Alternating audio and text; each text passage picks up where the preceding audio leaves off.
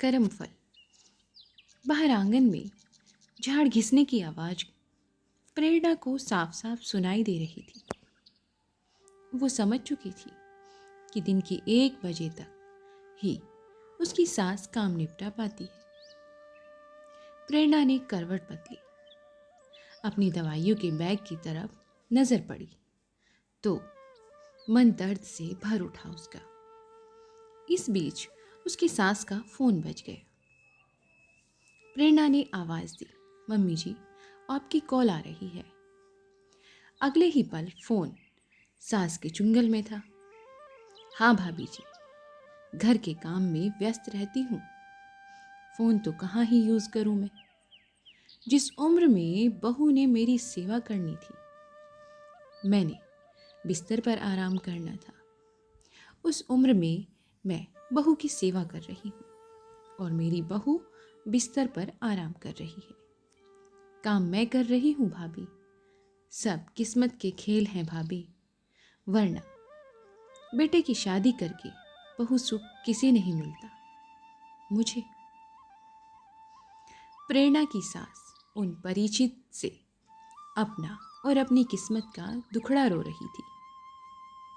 अरे बहन, मुझे तो अरुण ने ही बताया कि प्रेरणा बहू को डॉक्टर ने सख्त होकर कहा है आराम करने को।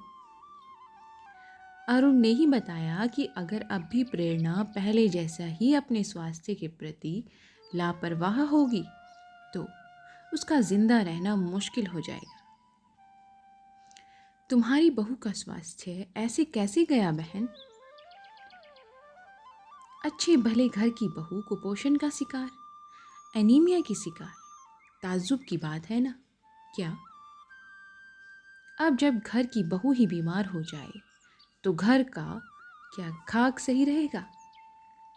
मैं तो सुबह ही अपनी बहू पर चिल्लाई हूँ।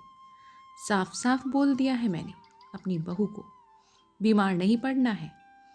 उसके लिए फल फ्रूट्स रमन से बोल बोल कर मंगवाती हूँ कि अगर बहू बीमार हो गई तो हमारा बुढ़ापा कौन संभालेगा, बच्चों का ध्यान कौन रखेगा, हमारे बेटे के सुख दुख का बेहतर भागीदार कौन होगा। अगर उसकी पत्नी ही बीमार होकर बिस्तर पकड़ ले बेवक्त, साफ सी बात है बहन कि कर्म फल मिलते ही मिलते हैं। अब बहू का ध्यान रखूंगी तो अपना सास जीवन सुख से बिता पाऊंगी, मेरा बेटा खुश रहेगा, नाती पोतों की जिम्मेदारी सब पर रहेगी और सबके कारण घर हमारा खुशहाल रहेगा। मैं तो बहू के प्रति शिद्दत से अपने कर्म फल अच्छे रखने पर मेहनत कर रही हूँ, खासकर जब से प्रेरणा बहू की बीमारी की बात सुनने में आई है। प्रेरणा की सास को उन परिचित की बातें सुन जैसे सांप सूंघ गया हो। कुछ बोलने की बजाय प्रेरणा के प्रति सास के रूप में किए गए रूखे सूखे व्यवहार के चलचित्र आंखों के सामने छाने लगे थे।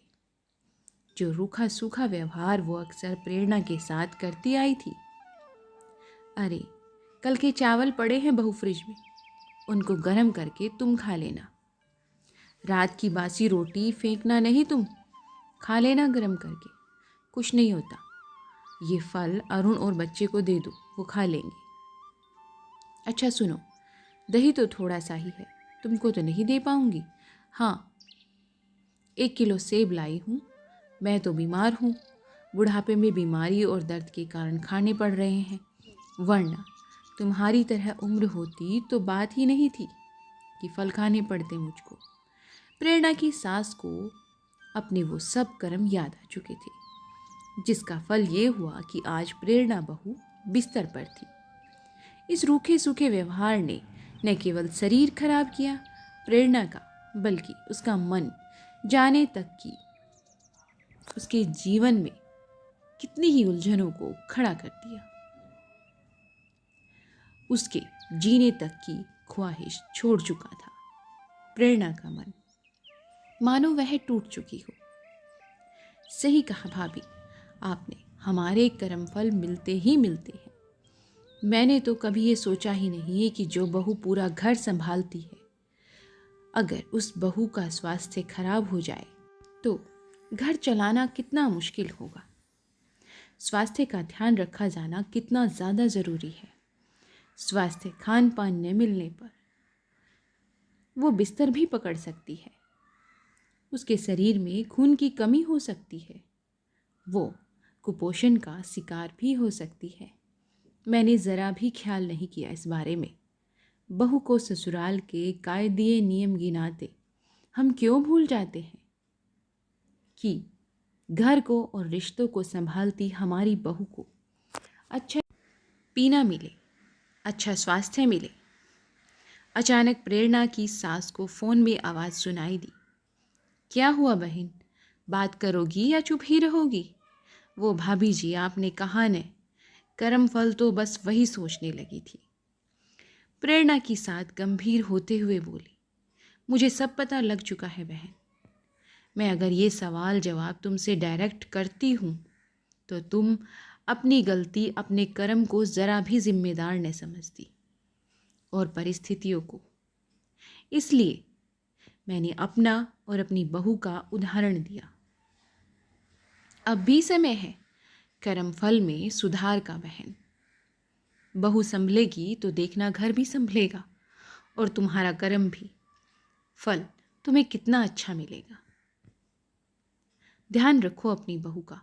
मैं फ़ोन रखती हूँ, कुछ दिन बाद आऊँगी तुम्हारे पास, तुम्हारी बहू का हाल चाल पूछने। अपना भी ख्याल रखना साथ में। बहू जल्दी से अच्छी हो जाएगी। प्रेरणा की सास ने उन परिचित के एक एक शब्दों की गांठ बांध ली थी। मन ही मन और अपने कर्म फल बेहतर करने की दिशा में बहू के स्वास्थ्य का अच्छे से ध्यान रखना भी उन्होंने शुरू कर दिया था। माँ और सास की बदलती छवि में अरुण और प्रेरणा अपार सुख महसूस कर रहे थे। वरुण ने माँ को देख मन ही मन सोचा, देर आए दुरुस्त आए। देखना माँ, अच्छे कर्म का अच्छा परिणाम जल्द ही मिलेगा तुम्हें। माँ, तुम पहले जैसी नहीं रही, अब तुम बदल चुकी हो। अब तुम्हें अपने कर्म फल का ख्याल आने लगा है। तो दोस्तों, आपको कहानी कैसी लगी प्लीज़ आप हमें कमेंट्स में ज़रूर बताइएगा। और अगर आप हमारे चैनल पर नए हैं तो प्लीज़ हमारे चैनल को सब्सक्राइब भी कीजिएगा। मिलते हैं नई कहानियों और नए विचारों के साथ।